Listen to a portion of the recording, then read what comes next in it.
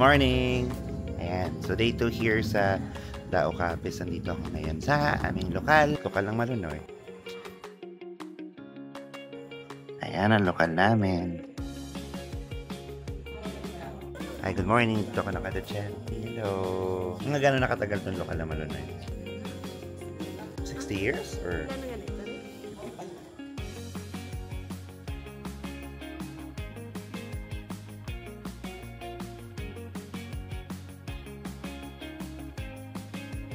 Ilang taon na kayo sa iglesia niyan? Kapelis din yun. 1976. Oo, kay KRD. Yung time ni KRD. Anong lokal po kayo nabautismuhan? Ibig sabihin, naabutan niyo po itong kapila na to na parang maliit lang po siya. Bahay pa. Bakalan. Bahay po nga.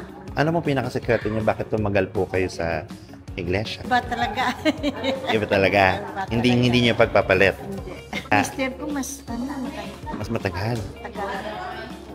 doon sa Maynila, Pasalubungan. Oo. Ako dito. Din ang mister niyo ngayon? Nakalong si Liberty Green. Oo, papa ko. Sayang naman. Ang papa ko, 79 pa lang. Waay na. Po si tatay. Hello po, tay. Tagal niyo na pong iglesia. Ilan taon na kayo ng iglesia? 1973 ako lang tawag. Pag-uwi ko di, naging diakono ako, tapos naging pangulo diakono ako. Ay, aba.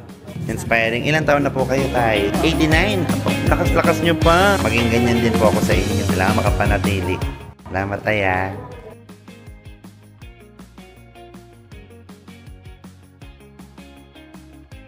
Ito yung aming kapilya.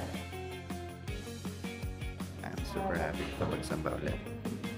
Tapos kumukuha kami ngayon ng katibayan ni Ate Grace. Dahil nasa ibang lokal kami, kukuha kami ng katibayan. Kabalig na kami ni Ate Grace dito sa Ilas Norte. Tignan nyo naman ang aming lugar. Diba? Extra challenge talaga dito.